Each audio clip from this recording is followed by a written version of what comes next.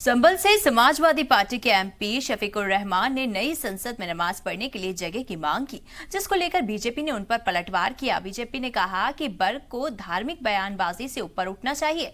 वहीं समाजवादी पार्टी बर्क के बयान पर साफ तौर पर कुछ भी बोलने से बच रही है।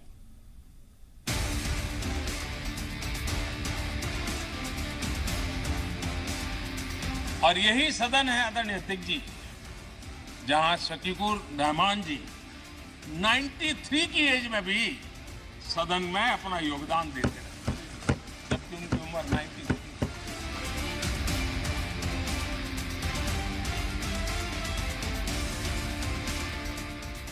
एक तरफ पीएम नरेंद्र मोदी मुल्क की नई संसद में संभल से एसपी रुकने पार्लियामान शफीकुर रहमान बर्क की तारीफ कर रहे थे, तो दूसरी तरफ बर्क ने एक नई मांग करके सियासी माहौल गरमा दिया।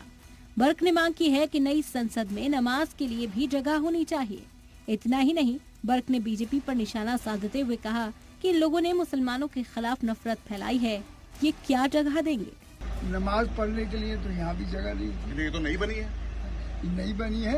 ये तो उन्हें सोचना चाहिए, वो नमाज पढ़ने की इजाजत या कोई जगह कैसे बनाएंगे, जबकि नफरत फैला रखी है उन्होंने मुसलमानों से। हिंदू मुस्लिम नफरत फैला रखी है, तो वो नमाज पढ़ने की के लिए जगह क्यों बनाते? आपको नहीं लगता कि होना चाहिए? हाँ बिल्कुल, जब मुसलमानों के लिए बहरहाल नमाज का वक्त हो जाता है तो उनके लिए भी कोई जगह होनी चाहिए थी कि अपनी वो अल्लाह अल्लाह कर ले।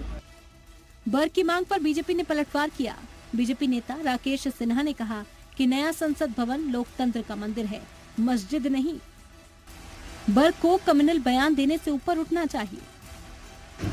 बर्क साहब बता दीजिए, ये लोकतंत्र का मंदिर है, ये मस्जिद नहीं। इनके लिए तो जगह मिल जाएगी, तो बाकी धर्म वाले क्या करेंगे? लोकतंत्र को पंथनिरपेक्षता के दायरे में आगे बढ़ाना है, उसको संवर्धित करना है, और बर्क साहब सांप्रदायिकता से तैयार है। बर्क के बयान से उनकी पार्टी ने खुद को अलग कर लिया है। समाजवादी पार्टी ने नई संसद में नमाज के लिए जगह की मांग को बर्क का निजी बयान बताया। लोकसभा रुकने के तौर पर हलफ लेने के बाद से ही शफीकुर रहमान बर्क कई बार तनाजात में आ चुके हैं। वहीं बर्क ने नई संसद में नमाज के लिए जगह की मांग करके एक बार फिर से माहौल को गर्मा दिया है।